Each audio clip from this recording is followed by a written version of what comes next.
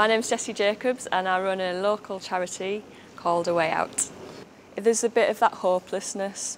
So at the moment there's a few of us that see the potential and still have hope for change. But I think there's a lot of people who've lost hope for change and so they walk around with their heads down.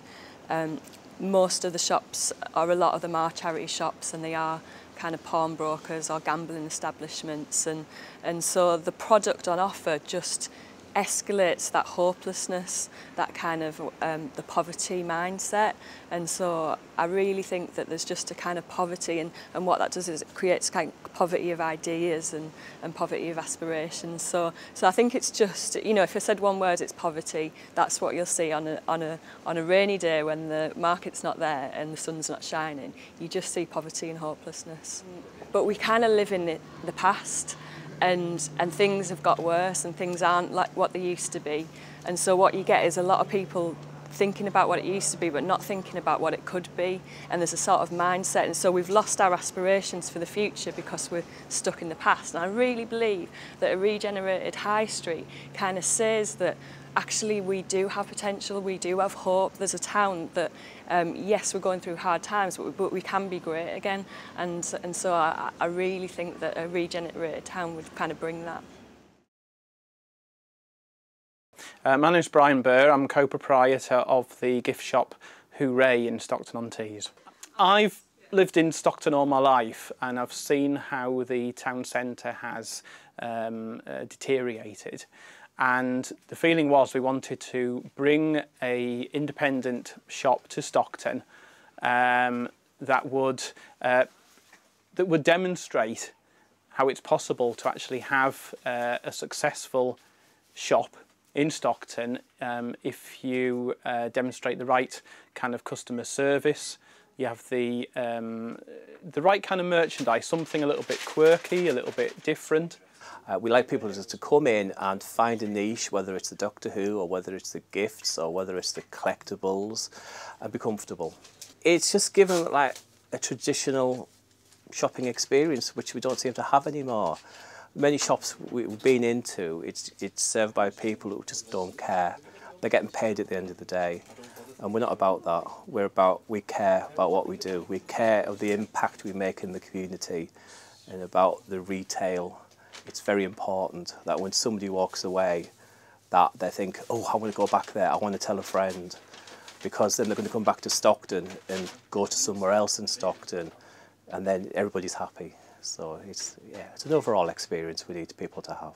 And music, we absolutely, you know, you talk about Northern Soul, we love our music, we love our comedy, and so there's a part of culture that we do love, and let's see more of it. You know, I'd love to think that every Friday you could go into Stockton, you see live music, you've got buskers, you've got a vibrant market, you've got people of every generation who are just there, living, eating, working, playing, right there on our high street. I'm Paul Burns, I'm the director of Tees Music Alliance. And some of our sort of signature events include things like the Stockton Weekender, which is a 3-day open-air music festival. And we also collaborate with an event called Stockton Calling, which is one of our signature events throughout the year. There are significant advantages and opportunities, I think. I mean, you know, the elephant in the room is always about, you know, town centres, what a town centre should have. And I think, you know, we are certainly from the school that your traditional kind of shopping hub is very much kind of not a thing of the past, but it's having to move with the times, and that town centres aren't about coming down on a bus or parking your car, getting out, filling your carry bags full of goodies, getting back in the car and driving home. You know, the world's changed. You know, we can't undo the internet, we can't undo out of town shopping centres. We've got to make the most of the you know, the assets that we've got inside a town centre, and certainly in terms of our engagement with Stockton, we see that very much moving in a more kind of events and occurrence kind of focus, so that, you know, people are coming into the town to see things happening. You know, people are coming into town because they know that something interesting is going to occur. Shopping shouldn't be a spin-off, but at the same time, I think it's unfair to expect the kind of retail sector to carry the burden of you know, reinvigorating town centres. You know, we've all got a part to play, and I think, you know, opportunities are there at the moment for organisations like Tees Music Alliance to play a part.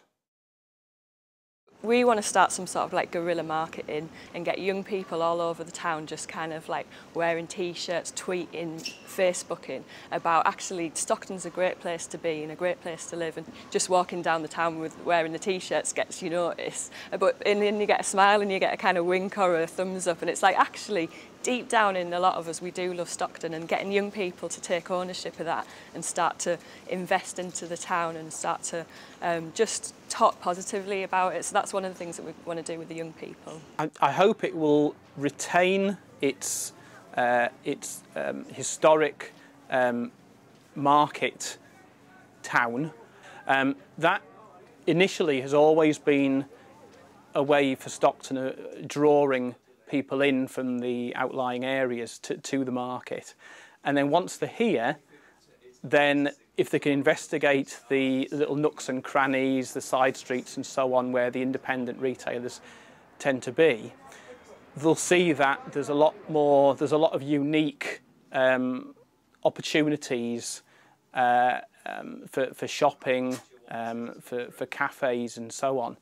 And I think that's where Stockton needs to go. It needs to be underpinned by the national chains, you know, the Debenhams, the Marks and Spencer, but around that to gain a reputation for independent retailers and other businesses that they're not going to find elsewhere. They're not going to find in the retail parks, for instance. We can bring in as hoorays our expertise in retail. Even though we're still a fledgling retail business, we are very, very experienced in management and knowing what the customer wants. And I think we can communicate that quite well to small independents. We can learn off the mistakes that the larger chains make. And we can sort of help, and we're quite willing to help small businesses. When I think about Stockton, I think about its potential. So in the same way that we want to see young people reach their potential, I also want to see the town reach its potential. As I say, it's a very fertile environment. The local authority is extremely receptive to ideas about creativity and cultural activities and the kind of stuff that we do, which is, you know, very much kind of rooted in good old rock and roll. I think the first thing we need to do is just start making people smile. So, you know, the whole like I love Stockton t-shirts, and it's like people just go, ah, you know, and as they start to smile, what happens is they start to look up. And then as they start to look up, let's keep doing things that make people smile. Let's keep doing things that are entertaining. Let's keep doing things that start to bring some kind of hope and life into the place. So I think let's just start small. Let's just start some of these little campaigns and let those things just start to grow. And in 10 years' time, we'll have a changed town, particularly if we get the Mary Portas coming to Stockton.